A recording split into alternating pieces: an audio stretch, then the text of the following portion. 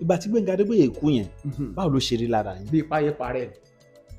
bọ̀dá Gòkè náà wá bá mi lé gbà nǹkan ti ṣe o kí ló ṣẹlẹ̀ Gbénga Adébóyè kú mo dẹ̀ fẹ́ jáde nínú ilé yẹn báyìí ní ilé gbàgbé kínní yẹn ẹnu ọ̀nà yẹn kò ga púpọ̀ mo la orí mo dẹ̀ la mọ́ kíní pavement tó fi ṣe ẹnu ọ̀nà yẹn so nínú ilé gbàgbé ló jẹ́ kó rí mi tẹ̀ láàrin rẹ̀ ní kí n tó ti bẹ̀rẹ̀ ní ìṣe freedom níyẹn ó ká mi lára mo wò pé ṣé because at that time Gbénga Adébóyè fẹ́ ni ẹni tó jẹ́ pé a lè ń wò lókè jù náà pé ṣé ọ̀dọ̀ ẹni tí òtó wọn náà ni màá tún ti fẹ́ lọ bẹ̀rẹ̀ ká fi kọ́ mọ́tò gòròdóòmù wọ́n máa la gbé gòròdóòmù sẹ́yìn báyìí wọ́n máa gbé wa lọ bí òkè wọ́n máa pé ó yá múfo ṣé máa ń lo sí caution ó yá múfo sí caution yìí sí ọ̀ṣọ́ kò túre sí caution bó o bá ti dénú gbó bàbá ti kí mọ́tò bá ti takú sáfojú wá gbó kó wá dé ọ̀ṣọ́ kò tú wà já ọ̀ṣọ́ kò tú kó gbé sẹ́yìn ìyẹn rè sí caution mọ́tò ìbá ti ń bọ̀ àti mọ̀ pé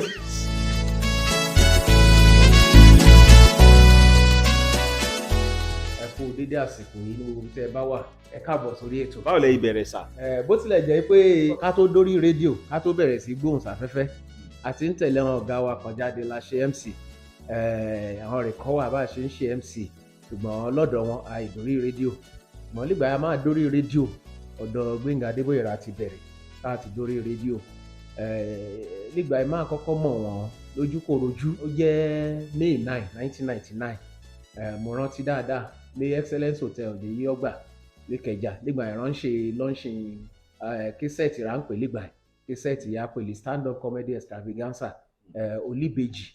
òǹrè kẹsẹ̀tì yẹn nígbà inú rẹ̀ rántí kọ London Yabisi inú rẹ̀ rántí kọ Ìjẹ̀ṣà Raga inú rẹ̀ rántí kọ ọ̀sà kọrin líbẹ̀ lóríṣiríṣi London Goata lẹ́yìn yẹn rí mo wá rí i pé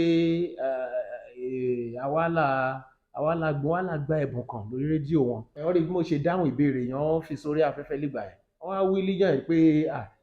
Fásunlé ẹ mú ọmọ ìwà bá mi o mo ní òun máa fi ṣe àwọn amú mi lọ gbọ́dọ̀ Gbénga Adébóyè nígbà yẹn léríà guest house nígbà yẹn mo débẹ̀ wọ́n á ní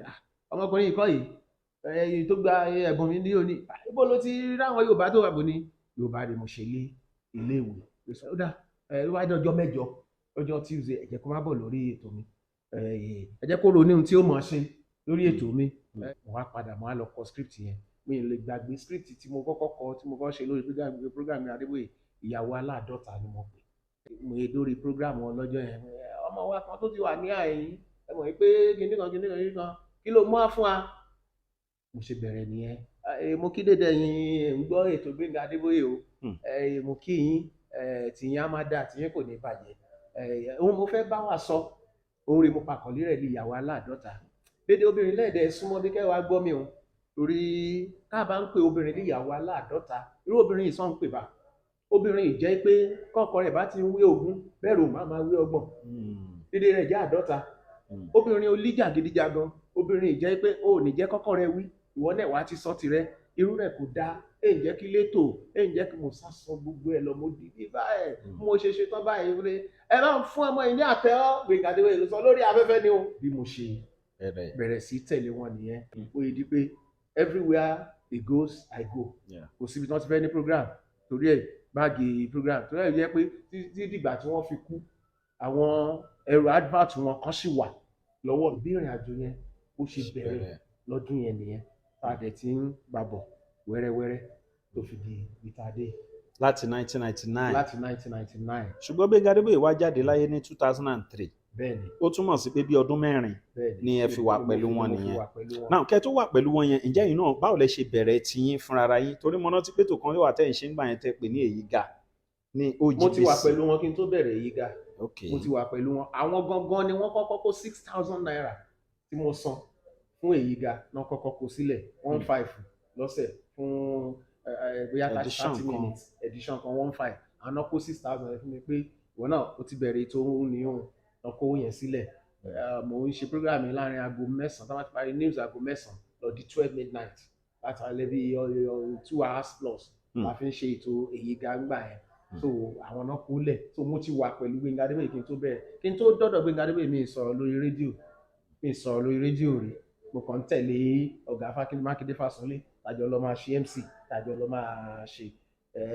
ibi tí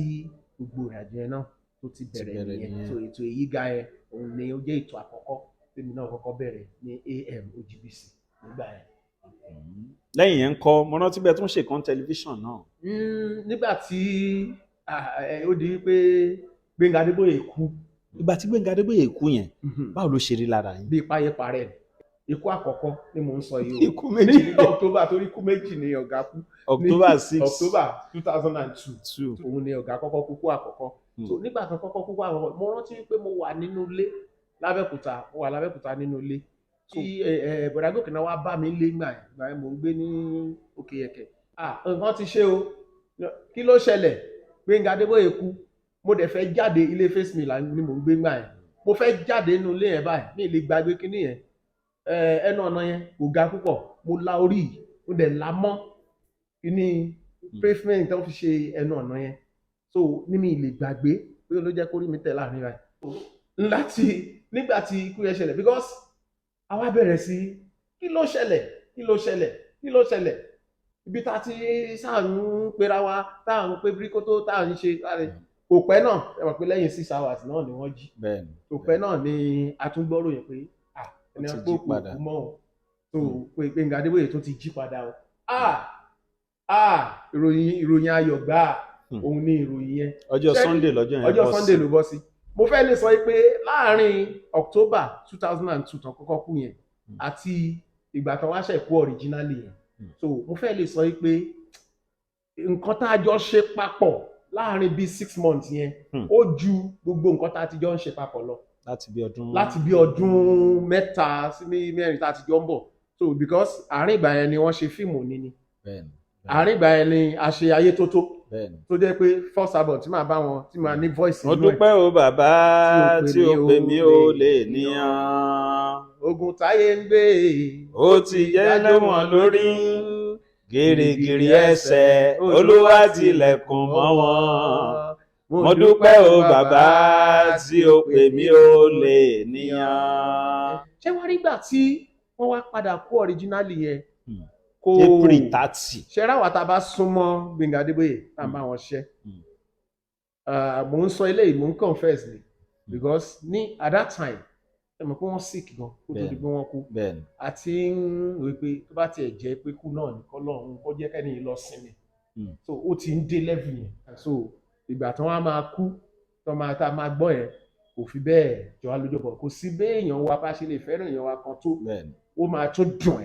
ẹ̀ bá kú. Ibi tẹ́mi ti kọ́kọ́ ní problem ni wípé mo rò pé where do I start from? Ibo ni kí n tó ti bẹ̀rẹ̀ mi ṣe freedom gẹ́gẹ́ bẹ́yìn náà bẹ́ẹ̀ tí ṣe freedom láti bí 20 ọdún, so àtọ̀gá so a ṣe freedom, Yẹmí Àjídé a ṣe freedom, àtijọ́ wà bẹ́ẹ̀ gbogbo ìgbà yẹn náà ni, so oníyẹn ó ká mi lára, mo rò pé ṣé because at that time Gbénga Adébóyè fẹ́ ni ẹni tó jẹ́ pé a lè ń wò lókè jù náà nínú gbogbo àwọn ọ̀gá wa ń gbà yẹn, máa pé ṣé ọ̀dọ̀ ẹni tí òtó wọn náà ni màá tún ti fẹ́ lọ bẹ̀rẹ̀ àbí nǹkan kan bẹ́ẹ̀, so kíní ẹ̀ bomi tútù sí mi lọ́kàn dé pé mo fẹ́ padà tó ti yẹn, but mo ti ń ṣe program tí mò ń ṣe l'OGBC èyí ga tí mo nígbà AM, so pẹ̀lú encouragement lọ́tún lọ́sì then pẹ̀lú àdúrà wípé ẹja máa rólẹ̀ bí mo ṣe bẹ̀rẹ̀ ní ẹtí mi náà dá dúró. Mo nígbà yẹn before then mo ti ní ọ́fíìsì kékeré kan tí mo manage, but gbà Gbénga Adébóyè wá kú yẹn àwa fẹ́ lójú àwa ní ọ́fíìsì ló di pé àwa náà wá ní, and at that time nígbà tó lọ́run tó máa gbé ṣe ẹ̀dí 2003 Gbénga Adébóyè kú yẹn ni wọ́n dá radio station kan lẹ̀ ní Abẹ́òkúta Paramount FM, so Paramount FM yẹn July 25 wọ́n pè wá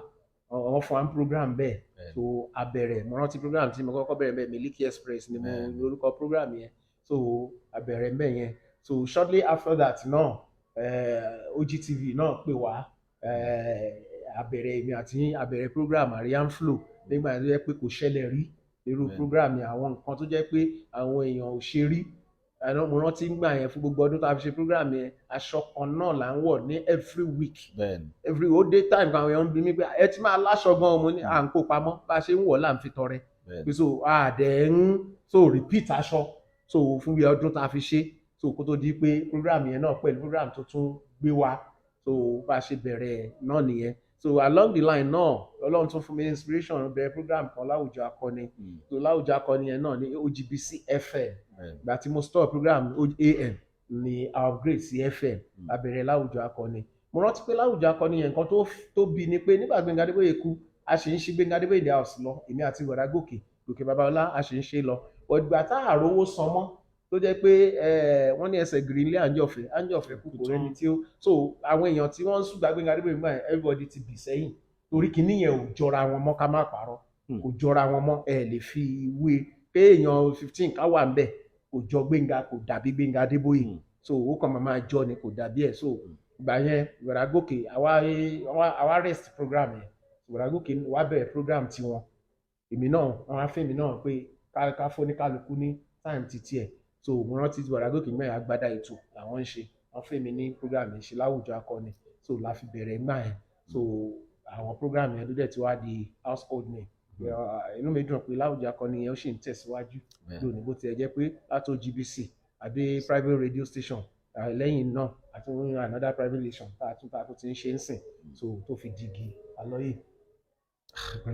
Ohun ojú ti rí o gbogbo ìtẹ́ ń sọ yìí náà dídùn bẹ́ẹ̀ ni ẹ wá jẹ́ ká wo bí àwọn ìrírí bíi mélòó kan tó jẹ́ pé ó tún fẹ́ yàtọ̀ sígbà tí Gbénga Adébóyè kú tó sun yín pé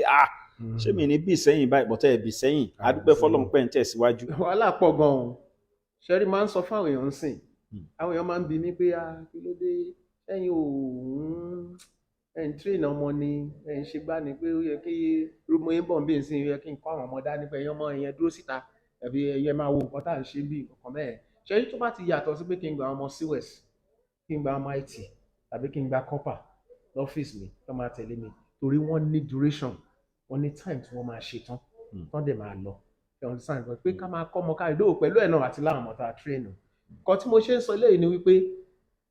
most of àwọn ọmọ yẹn ń sìn wọn lè jẹrú ìyà táwa jẹ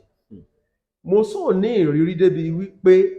tí ó yẹ kí n ti padà sẹ́yìn but torí wípé mo determine pé mo fẹ́ lọ kọ́ṣẹ́ yìí mo fẹ́ lọ train ni torí ẹ̀ gbogbo nǹkan tí mo rí lọ́dọ̀ Gbénga Adébóyè ẹgbẹ́ ní o gbogbo nǹkan tí mo rí bíi pé mò ń ṣe training ok ní 1999 tá à ń sọ ẹ̀ 1999 2000 mo ń teach ní school kan ní Abẹ́òkúta ń bì one private school tó gbajúgbajà gan gbà ẹ̀ mo dẹ̀ ń gba 13,000 naira lóṣù so mo wá rí wípé kíní yẹn ti ń affect ọ̀dọ̀ Gbénga Adébóyè tí mo ti dé láti máa lọ láti máa travel láti máa ṣe mo wá resign 13,000 ẹmọ iye tó máa jẹ́ nígbà yẹn nísìn 13,000 school yẹn will be one of the highest paid school nígbà yẹn so mo wá resign mi ṣiṣẹ́ yẹn mọ́ ní àtẹ̀gbọ́n akọrin Gbénga Adé Àgàlà jọ ń teaching school yẹn àwọn náà resign about the same time lájọ resign so àwa kú òun bẹ̀ ìgbà tí mo wá resign yẹn mo wá lọ ń tẹ̀lé Gbénga Adébóyè tí mi gbà nǹkan kan mi ní nǹkan kan kò sí nǹkan kan tí mò ń gbà yàtọ̀ sí pé owó ẹ̀fún yàtọ̀ sí pé owó tèrè èjì tèrè ìjọ mi ti máa lọ láti Tuesday máa máa padà sábẹ́kúta ní àárọ̀ Friday n lè má mú kọ́bọ̀ bọ̀ but mo ní ayọ̀ ọkàn ṣẹ́rí láàrin ọjọ́ mẹ́rin yẹn orí rọ́ọ̀gì ni mò ń sùn ní sitting room aláyé tí má dẹ̀ jí láàárọ̀ mo máa fọ mọ́tò mẹ́ta ọ̀gá ní méjì ìyàwó nìkan mẹ́tẹ̀ẹ̀ta ni màá fọ̀ ní ìsáni béèrè lọ́wọ́ ọ̀gá lólówó rà pé èwo lẹ fẹ́ gbé jáde nínú mọ́tò yín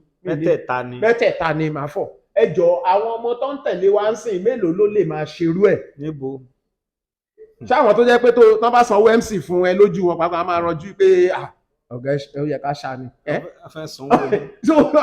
ṣé you understand so nígbà yẹn tí Gbénga Adébóyè tó máa ní torí èmi as irú iṣẹ́ tí mò ń ṣe gbà yẹn èmi ni máa gbé báàgì owó dání fún lágbájá lówó fún tàbẹ̀dò lówó fún kìnnìkan lówó fún gbá lówó kìnnìkan kan bẹ́ẹ̀ mò ń kọ́lẹ̀ tí n bá ti wá ń padà sábẹ́kúta ẹ̀sà mo ti ń lọ sà wọ́n gbowó mi lọ èló lówó mi kù ẹ̀sà mo fún kìnnìkan èló lówó mi kù ó kù 20 kìnnìkan 1000 ìwọ náà gba 1000 ebi ò gbọ́dọ̀ pa ọ́. but with joy àwọn tó máa ń wá sórí program gbéra wọn máa fún wa lówó wọ́n máa ṣe with joy la fi ń ṣe gbogbo ẹ̀ gbà yẹn so máa ní bí 1000 with joy ni pé mo gbowó ọ̀gá ó yá ẹ̀gbá yá ìgbà míì Gbénga Adébóyè máa bá ẹ ọ máa fún ẹ ní MC èmi ò lè ṣiṣẹ́ wọn ọmọ mi yóò ṣe jù mí lọ́gán wọ́n á hype ẹ pa you understand so ara àwọn nǹkan tí à ń jẹ nígbà yẹn ni not the money ìgbà tí Gbénga Adébóyè kú another ìṣòro nìyẹn ìbá ti padà ṣó ti yé yín ọjọ́ pé oh my God ọjọ́ pé ta máa jókòó tí ò ní sí nǹkankan tí ò ní sí gbàjọ máa fìdí gbòdì kò sí anything kò sí but torí wípé Gbénga Adébóyè sọ fún àgbà pé ká kọ́kọ́ wá orúkọ nídìí iṣẹ́ yìí pé má lè wo wa o wọ́n tó bá ń bọ̀ nídìí broadcasting as a freelancer ni mò ń sọ ń sìn as independent má lè owó orúkọ ni kò kọ́kọ́ lé so tó bá ti lé orúkọ ẹ jẹ́ kí n sọ nǹkan kan fún ìrírí kan fún yín nígbà tí Gbénga Adébóyè tó kú rẹ̀ I think early 2003 yẹn or late 2002 Gbénga Adébóyè gba MC kan 150,000 naira nígbà yẹn wọ́n ṣe sanwó yẹn fáláyé báyìí owó inú ọ̀rá la ń pè náà ni wọ́n kó sí wa gbé wa 150,000 MC wọ́n á jókòó nígbà mi dábẹ́ pé wọ́n á pè 150,000 ọdún wo ni bí 1.5 million sí àwa náà máa tó bẹ̀rẹ̀ sí ìgbàrú owó yìí owó 150,000 gbogbo ìgbà tí mò ń sọ yìí wọ́n bá máa fún alẹ́mc bí i 3,000 6,000 ìwò táìmù tí mi ń sọ yẹn ó jìnnà gan but àṣé ní ìmọ̀ nígbà tó wá di following week Gbénga Adébóyè wá àwa jókòó mi lẹ́yìn ìtàn ṣe program kan ní pé ṣe rí owó MC tá a gbà lọ́jọ́ òun tá a gbà kan o tán gbà bóyá máa kó mọ́ so tá a gbà lọ́jọ́ òun pé kése tí mo fẹ́ sọ ní ọ̀sánwó rẹ o pé owó kọ ni wọ́n san owó kọ pé kò sí ohun tí mò ń ṣe tí mo fẹ́ lọ sọ pàtí òun tẹ́yìn yìí tẹ́ lè sọ pọ̀ owó kọ pé ta ló wá pàtí rẹ Gbénga Adébóyè pé owó ẹ̀ gbogbo táìmù yẹn àwọn Tinubu àwọn tó jẹ́ president wá ń sìn Gbénga Adébóyè ń ṣe MC fún àwọn top kìíní gbà yẹn Gbénga Adébóyè ń ṣe MC fún ṣó ti yé yín so àwọn kìíní yẹn jẹ́bi tó bá jẹ́ ní tó tún lójú kòkòrò àtún ti fà sẹ́yìn kí n tún sọ̀kan fún yín nígbà tí 6,000 Gbénga Adébóyè bá mi san nígbà mo bẹ̀rẹ̀ program èyí ga tó tán ní ìrówó tí máa san mọ́ nígbà jẹ́ pé tí mọ̀ wá dáadáa so akẹ̀dẹ̀ ṣe program yẹn wọ́n bá àwọn script ẹ bá ka script 200 naira ẹ bá òun ló ń wá nígbà bá máa fi ká gbogbo ẹ̀jọ́ gan kò lè powó airtime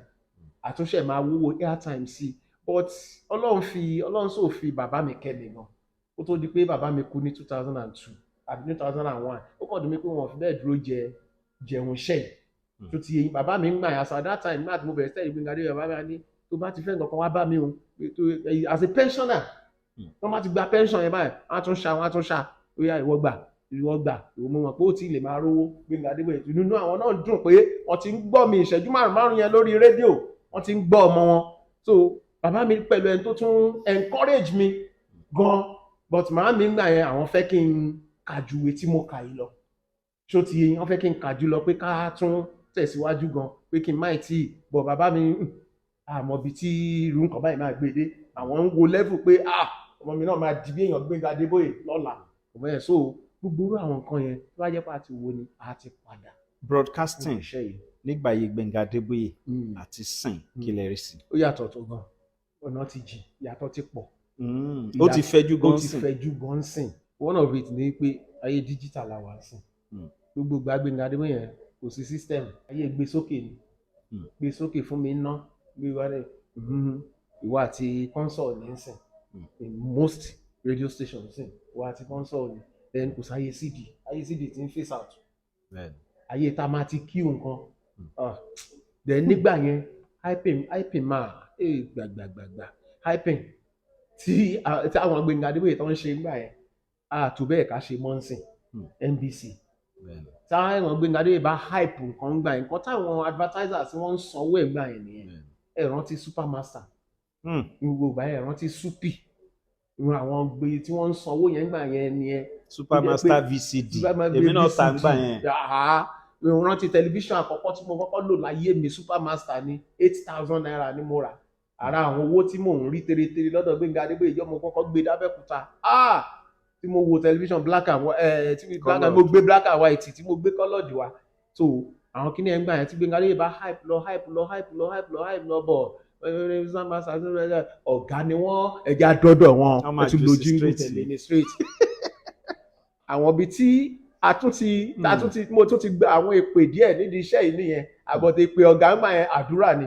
pé òun gbà mí bóyá tí lè wà kárí déwè tó bá ti hype Supermaster lọ kó yẹ kó lọ báyìí bóyá kìnìún làwọn lọ gbé sí àbíkà blessed water láre olóbùkún ni ọmọ yìí ni iṣẹ́ tí mo ti parí látòru ó bá fẹ́ àbí ká dà fún ọ ni. So ẹ mọ̀ gbogbo àwọn nǹkan yẹn. Gbẹ̀ngà Adébóyè ò fẹ́ kéèyàn fi nǹkan báyìí sí kéèyàn má fi sí. No, you have to torí ẹ̀ ló jẹ́ pé tó bá ti dé sábẹ́kúta ní Tuesday program kọlà àjọ máa ń wà ní Gateway Hotel gbà yẹn 2109 and 2110. yàrá méjì ẹ̀fún nọ́mbà sórí yàrá méjì ló máa fún wa 2109 and 2110 yàrá méjì ni. So àwọn àìsàn gbé lábá wà yàrá. So tá a ṣe máa ń wà bẹ́ẹ̀ nìyẹn pé wọ́n á ti sọ fún ẹ pé ó yá mo ti kọ kí mi ò ní ṣe after rẹ̀ ntọ́ lóore o a ti tò fún ẹ a ti tò ntọ́ lóore o ntọ́ lóore o wọ́n bá bí ẹ̀rí lọ ṣe mistake wọ́n á gba kinní kan ìpè ni wọ́n ń pè. So ẹ mọ̀ gbogbo kinní yẹn. nǹkan tí Gbẹ̀ngà Adébóyè ń ṣe yẹn tó máa ń kanra ṣé kò wúlò fún yín lẹ́nu. ó wúlò ó ní mo yẹn sọ fún yín pé tó bá jẹ́ pé àwa ń wo gbogbo yẹn ni ṣé ọmọ mélòó la lè ṣe bẹ́ẹ̀ yẹn fún sìn a ti máa rí wa bíi pé wèrè làwọn ọ̀gá ẹ̀ àbí nǹkankan ni mo ṣe ní mi ò ṣe ń sògbà ọmọ pé máa tẹ̀lé mi lọ for longer years because mẹ́ta ni máa kanra mọ́ ẹ lẹ́ẹ̀kan gbé eléyìí wá burú kí ló dé gangan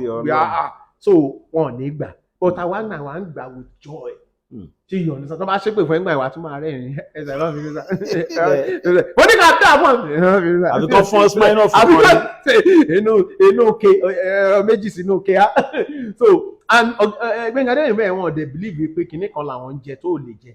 ọkàn náà lẹjọ máa jẹ nǹkan kan náà lẹjọ máa mú. sọ́dọ̀ yọ ọṣọba la fẹ́ sọ ní àbírí ẹ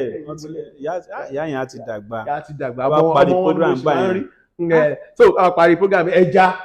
ẹ máa bá a ṣẹjálẹ̀ à ń bọ̀. àwọn jẹjẹ ló bọ̀ àwọn jẹjẹ oh my god. ṣé broadcaster kan wà tó sì ń ṣe bí Gbẹ̀ngà Adébóyè ṣó wà. kò sí torí wípé kò sí gbogbo ẹnu ni mo fi sọ gbogbo ẹnu mo fi sọ torí wípé ohun tó fi lè ṣe bẹ́ẹ̀ rí tá a fi rí leléyìí tó bá mọ̀rọ̀ sọ bí Gbẹ̀ngà Adébóyè o ò lè ta nǹkan ara bí Gbẹ̀ngà Adébóyè tó bá lè ta nǹkan ara bẹ́ẹ̀ o ò lè náwó bí Gbẹ̀ngà Adébóyè tó bá lè náwó bí Gbẹ̀ngà Adébóyè o ò lè ṣe okay ẹni tó refuse láti kọ́lé tó fẹ́ gbé bí n bá mọ́wọ́ rẹ̀ mi onítọ̀hún padà ilẹ̀ àánú olúwa ìṣú o ẹni tó kọ́lé 100 ó ti kú àbẹ̀fẹ̀ tí mo ti ṣe MC fún wọn ẹni tí ò kọ́lé rárá ti kú àbẹ̀fẹ̀ mo ti ṣe MC fún wọn kò sẹ́ni tó mú náà tí wálé ayé Abíọ́lá kùlì mo sì ń yẹ ò bá lọ àwọn aforesú ní í ṣe so ó ń dùn láti sọ pé ẹjọ́ ok eventually ṣé ilé náà ṣó gbé kó gbé pé so owó tẹ̀ ní kó máa fi lọ kọ́lé kò so ẹjọ́ broadcaster mélòó sì ló máa rí owó tí ò ní lọ kọ́lé tó máa lóun fẹ́ máa ṣoore ṣàánú fún yàn kan débi wípé ìyàwó àwọn èèyàn wá ń gbà míì máa wá fẹjọ́ sùn pé kò mówó wá nílé torí owó ló ṣe ń bọ́kọ̀ rẹ jà nìkan ẹ fún 21,000 àbí ẹ fún bí n bá tún gbọ́ pò bọ́kọ̀ rẹ jà bí ò bá fún ọ ló wá béèrè lọ́wọ́ mi. èèyàn mélòó ló ṣe ń sìn so ni mo yẹ ní kò sí àti rí sí ọ̀nà torí ẹ̀ ló fi jẹ́ pé ó ní after 100 years tó ń bá kú àtúnṣe máa rántí òun tá a dẹ̀ ṣe ń ṣe every year máa ṣe irú èmi sì máa rántí níjọ́ birthday September 30 sìn àwọn èèyàn dẹ̀ ṣe ń ṣe across board so la ṣe ní kò tí ì sí so training yẹn ó ẹni tó bá farabalẹ̀ lè rẹ ẹni tó jẹ́ pé ó gbára Gbẹ̀ngà Adébóyè kọjá kó má ní traces gbogbo nǹkan tá à ń sọ yìí so ti yẹ yín lè rí for example sìn just like téèyàn bá mi sìn tí n bá ní 100,000 l'account téèyàn bá mi sìn yàrá Aláròyé wá bá mi aláì ẹgbẹ́ manage 10,000 kankan mẹ́rin mama kọ́ńṣẹ́ mama sọ pé o ní 100,000 o má sọ pé o ní 100,000 ìwọ́n ti máa sọ fún ẹni ok mo lè má rí 10,000 ẹ̀ máa rí nǹkan kan tí màá ṣe instead máa sọ pé mi ì ní kò sí ó ra ẹ̀kọ́ mi. ìyẹn ni pé gbogbo ẹ̀yin tẹ́ wo wà báyìí àfi tí mi ò bá ní rárá. mo fẹ́ kí n kú oríire pàápàá ẹ̀yin tẹ́ fẹ́ san school fee. kò sí mi ló wà. gbogbo ẹ̀yin tẹ́ fẹ́ san school fee pátá ẹ̀ mọ̀ pọ́n máa tó wọlé ẹ gbàdúrà fàlàwí wọ́n máa sọ nọ́mbà wọn gbogbo ẹ̀yin tẹ́ fẹ́ san school fee ṣẹ́rí bá aṣọ oríire báyìí. tọ́lọ́mbà tí n bá ní màá ṣe èmi náà ṣe. wọn ò ní ṣe tó yẹ tẹ́ fẹ́ san o gbogbo ẹ̀yin single mothers tẹ́ sọ pé ẹ fẹ́ san. àní tí n bá ní ni èmi náà ṣe. kí ló gbé yín kò láláwìí Ẹ̀gbádá Aláwìyé Federation. yes ṣẹ́rí nígbà tí wọ́n ní packaging ló bá pop-off tó fi di donut so kò sí nǹkan tí ò ní packaging nígbà tí Gbẹ̀ngà Adébóyè kú first year anniversary Gbẹ̀ngà Adébóyè mo rántí wípé 2004 ìgbà yẹn ni èmi náà wá wọ studio wọ́n á ṣe album kan mo pè ní Tani Kúkàn so Tani Kúkàn yẹn la launch 2004 nígbà tí ní cultural center ẹ rántí dáadáa àwọn fọ́tò kan wà tá a bá fi síta nígbà yẹn tá a yà máa tá a bá fi síta ìyẹn a rí ibi tá a ti ń bọ̀. So ìgbà tá a ṣe program yẹn tán one of àwọn ọ̀gá mi tí wọ́n wá sí program yẹn gbà yẹn Alhaji Shudipe then lecturer ni wọ́n ló ṣe ní ìta àwọn ọmọ yẹn ti retire sí so wọ́n wá síbẹ̀ àwọn náà ṣe chairman event yẹn nígbà tá a wá ṣe tán wá ní pé Aláwìyé Ẹ̀gbá pé ẹ ti ń lọ ṣe MC outside Abẹ́òkúta ẹ ti ń lọ sáwọn other cities ọkàn bẹ́ẹ̀ pé ó máa look somehow tó bá ṣì kàn láti máa jẹ́ Aláwìyé Ẹ̀gbá pé do root ẹni ò lè gbàgbé pé but ẹ jẹ́ kí ẹ wá nǹkan kan tó máa dùn ún pé tó máa dùn ún ṣe kínní fún àwọn èèyàn dáadáa wọ́n ní pé bíi báwo Sáyẹ̀dẹ̀ bá mi ń ro wọ́n ní àwọn náà sọ pé Aláwìyé federation a ti mọ̀ pé federation gbogbo federation pé lẹ́tí máa ṣe MC nǹkan bẹ́ẹ̀ ibi tó ń kọ Aláwìyé federation ti jáde nìyẹn pé èèyàn pè mí Aláwìyé Ẹ̀gbá di báyé ń sọ̀rọ̀ máa dáhùn pé èèyàn Aláwìyé federation máa dáhùn àwọn kan tún dénjẹ́ kan Aláwìyé worldwide nítò ẹ ṣe nígbà wá fún mi ní visa àkọ́kọ́ máa lọ nítorí sí worldwide a máa jẹ́ worldwide síbi tí orúkọ ti change. ọ̀dà ohun ojú rí ni ẹ ti ń gbádùn látàárọ̀ pẹ̀lú Akínyẹmí Ọlátóyè Aláwìyé federation ní iléeṣẹ́ OGTV ńgbà yẹn tá a máa ń ṣètò ẹ máa ń ṣe kíní kan tá a pè ní Paitọ́ Títù Paitọ́ Títù yẹn náà èdè Ẹ̀gbá náà fi ń sọ o Paitọ́ Títù yẹn ló máa fún wa ń sìn wọ́n á wá sọ tẹlifóònù nọ́mbà wọn àti Facebook page wọn láti máa follow wọn ẹ̀yin tẹ́ fẹ́ ṣe advert náà tẹ́ ń fẹ́ MC ẹni èdè tẹ́ bá fẹ́ pàápàá ẹ̀yin tẹ́ fẹ́ san school fee ọmọ yín náà àdúrà ẹ máa fi support gbogbo ẹ àwọn náà ti mọ̀ ẹ jọ ṣe ní kẹ́ bá mi bless wọn ẹ má tún sọ bẹ́ẹ̀ fẹ́ send school fee ẹ fún wa Paitọ́ Títù yẹn láàrin 2 minutes. ṣé rí Paitọ́ Títù yẹn kí n tó wọnú ẹ mo mọ̀ wípé nǹkan tó bí ńgbà yẹn ẹ̀yin náà pẹ̀lú ẹni tá a jọ dá àrà yẹn lẹ́gbàá yẹn rò pé tèmi bá ṣe ẹ̀yin ṣe Àfà Kabir nígbà yẹn àfà tó já àfà ńlá tó já ńgbà yẹn rò pé la fi wá wo pé kí ni a tún lè ṣe mọ̀ pé Kabiru yẹn nínú orúkọ tí ilẹ̀ ti mú pé èmi náà dẹ̀ ń jẹ́ Titus ẹ jẹ́ kẹ́yìn máa ṣe Paitọ́ Títù ọkàn bẹ́ẹ̀ so ibi tó ti wá ní ẹ̀gbá yẹn fi wọ̀ bẹ́ẹ̀ mo yẹn sọ fáwọn èèyàn sí ẹnìkan tí ẹ̀ pín náà ní ẹ̀yin ló yẹ kẹ́ ti máa ṣe skit Paitọ́ Títù mo ní wọ́n máa rò pé àkọ́pì èèyàn kan ní ẹja ká tún ronú nǹkan míì torí ìlú Paitọ́ Títù yẹn tá a bá bẹ̀rẹ̀ sìn á ní ó kọ́pì lágbájá kan ní ó kọ́pì tàmẹ̀dù kan ní wọn ọ̀dẹ̀ nímọ̀ páwa ti ń ṣe ti pẹ́ sírú àwọn èèyàn yẹn tó. program yẹn gan ti pé 10 years báyìí.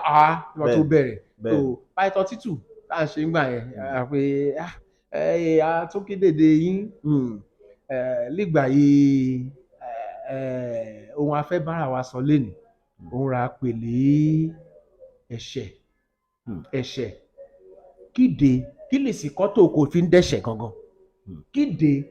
Jésù Kristi ó ti kó dédé ẹ̀ṣẹ̀ wa lọ sórí àgbélébù kí ìwọ tó wá ń dẹ́ṣẹ̀ kó o bá sì ń dẹ́ṣẹ̀ òun kàn Jésù máa gbélébù ni o kóbakóba ni o kóbakóba ló ń kàn Jésù o kó o la jáwọ́ nínú ẹ̀ṣẹ̀ dédé ẹ̀ṣẹ̀ yóò ń ṣe o pé ẹ̀ṣẹ̀ kékeré ẹ̀ṣẹ̀ ńlá ẹ̀ṣẹ̀ kíní ẹ̀ṣẹ̀ kékeré ẹ̀ṣẹ̀ ńlá dédé rẹ̀ ẹ̀ṣẹ̀ dédé rẹ̀ pátápátá òun rẹ̀ ẹ̀ṣẹ̀ ó yẹ kí n rántí nígbà yà ṣe ń tẹ̀lé wọn límọ́tò ká ṣe ń tẹ̀lé wọn límọ́tò ká. báwo lẹ ń ṣe kọ́ mọ́tò wa kí lẹ fi kọ́ mọ́tò gan. nígbà yà kọ́ mọ́tò gòròdóòmù la fi kọ́ mọ́tò. gòròdóòmù. wọ́n máa la gbé gòròdóòmù sẹ́yìn báyìí wọ́n máa gbé wa lọ bí òkè wọ́n máa pé ó yá múfo. ṣé máa ń lo sí caution. ó yá múfo sí caution yìí sí ọṣọ kò túre sí caution kó o bá ti dénú gbó ká bá ti kí mọ́tò bá ti takú sáfojú wá gbó kó o wá dé ọṣọ kò tú wà já ọ̀ṣọ́ kòtù kó gbé sẹ́yìn ìyẹn rẹ̀ sí caution mọ́tò ìbá ti ń bá àtúnṣe pé àti mọ̀ pé ẹnìkan á ní tẹ bá ṣe ń sáró bẹ́ẹ̀ nǹkan bí èèyàn. àwọn àròpá nǹkan bí èèyàn ni tó yẹ ọdún sáà so ẹ mọ̀ gbogbo àwọn nǹkan yẹn ó máa ní torí ẹ̀ ní kíní kan wà tẹ ẹ máa ń sọ nígbà yẹn pé tó bá ń ronú àìdíà kan several people ronú ẹ tètè ṣe kíni tètè ṣe torí tó bá ṣe ẹlòmíà ṣe tí wọ́n bá wá ṣe lẹ́yìn àwọn àròyìn pé àbúrò wa kan wà ọmọ wa kan wà pastor remote tèmi bá lọ ṣe something like that ẹ mọ̀ pé something like that ló náà ń ṣe tàbá wa lọ ń ṣe tí wọ́n á ní pé ìtẹ̀rẹ̀ àgbàyà làwọn bọ̀dá yìí tó yẹ kí wọ́n máa copy wa but mi mọ bí tí remote wa nígbà táwa àti ṣe Paitọ́ Títù táwọn ṣe Àfà Kabir so ó ti pẹ́ so we can always come out with fresh ideas. Okay, Aláwìyé Federation fẹ́ sọ telephone number wọn sìn gbogbo ẹni tẹ́ fẹ́ pè wọ́n bóyá fún event àbí nǹkan tẹ́ bá ní láti bá wọn sọ. Ẹ má send school fees wọn ẹjọ́.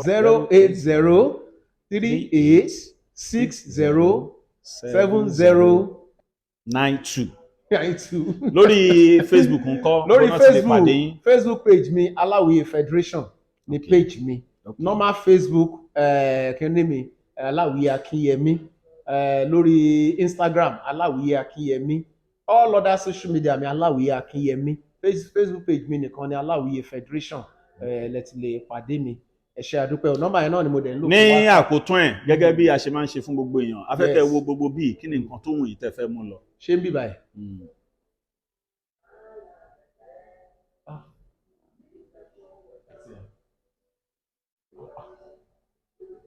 Gbogbo tó wà bí tó ń wà ní alẹ̀ mọ́gìrì ní gbogbo ẹ̀. Ẹ sọ èyí tó wù yín sẹ́ẹ̀ nǹkan tẹ́yìn bá fẹ́ ní kẹ́sì. Àṣà ni ká yọ AC. Ẹ lọ yọ Tinubu. Aula Bitter Tea ẹkùn akíkanjú tí ń wọ̀yá ìjà pẹ̀lú àwọn àìsàn bíi kíndìnrín èyí tó ní stone nínú kidney stone yóò mẹ́ẹ̀tì rẹ̀ tẹ́ẹ̀sì yámọ́ ìgbẹ́ dànù òun kan náà sì tún ní o ló ń ṣiṣẹ́ fún liver àìsàn jẹ̀dọ̀jẹ̀dọ̀ a tún máa ṣiṣẹ́ fún heart ìyẹn ìṣòro àìlèmí sókè sódò dáadáa tó tún ṣiṣẹ́ fún ìfúnpá gíga high blood pressure bákan náà gbogbo ẹ̀yin tẹ́ bá ní ìṣòro ìsétọ̀ tá a mọ̀ sí prostate cancer gbogbo àwọn àìsàn tá a là kalẹ̀ yìí pátápátá ni yóò wo gbogbo ẹ̀sán gbogbo ẹ̀yin tẹ́ wà ní Manchester láti rí egbògi Aula Bitter Tea rà ẹ kàn sí wọn ní nọ́mbà 45 Middleton Garden Manchester M24 1AB tàbí kẹ́ ẹ pè sórí àwọn nọ́mbà tó wà lójú ìwòran yìí àti Nigerians nọ́mbà yìí pẹ̀lú egbògi Aula Bitter Tea ewé àtegbò pọ́nbélé wọ́n fi ṣe àgbékalẹ̀ rẹ̀ pẹ̀lú ra lónìí kò jẹ́rìí sí ìmọ̀ ìjìnlẹ̀ tiwantiwa.